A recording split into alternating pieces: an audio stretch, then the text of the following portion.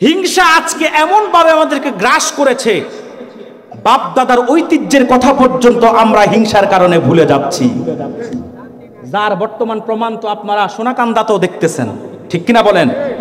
বর্তমান হযরত পীর সাহেব কেবলা যখন দ্বীনের বৃহৎ খিদমতকে বেগবান করছেন, মরহুম শামসুল হুদা রহমাতুল্লাহ এবং আব্দুর রহমান হানাফির ঝান্ডাকে নিয়ে যখন সামনের দিকে অগ্রসর করছেন, বাইরের শত্রু লাগে নাই, তিনার ঘরের শত্রু নয়, তিনার সামনে প্রতিবন্ধকতা সৃষ্টি করে দিচ্ছে, ঠিক কিনা বলেন? আমি বলবো, ইউসুফ আলাইহিস সালামের ভাইরা 10 জন ছিল, ইউসুফ ছাড়াও 10 জন ছিল, তবে হক ছিল ইউসুফ। কথা বলছেন না কেন? ঠিক মরহুম শামসুল হুদা এবং আব্দুর রহমান হানাফির আওলাদ অনেক থাকতে পারে, কিন্তু আমরা যিনাকে দায়িত্ব দেওয়া হয়েছে আল্লাহর ওলির পক্ষ থেকে, মাহমুদুর রহমান হযরত পীর সাহেব কেবলা, আমরা তিনাকে ভালোবাসি, তিনাকে মুরব্বী হিসেবে মেনেছি, কারো ষড়যন্ত্রে আমরা তিনার সাথে দুশমনি করতে রাজি নয়, বরং যারা তিনার সাথে দুশমনি করবে আমরা তিনাদেরকে সমচিন জবাব দিতে চাই। কি রাজি আছেন তো ইনশাআল্লাহ?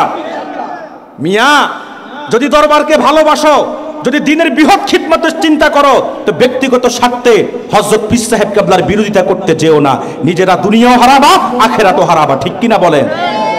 তো হিংসা এখন সব জায়গায়, ঠিক কিনা বলেন? আর ঘরের লোকদের হিংসায় সবচেয়ে বেশি মানুষ ক্ষতিগ্রস্ত হয়, ঠিক না?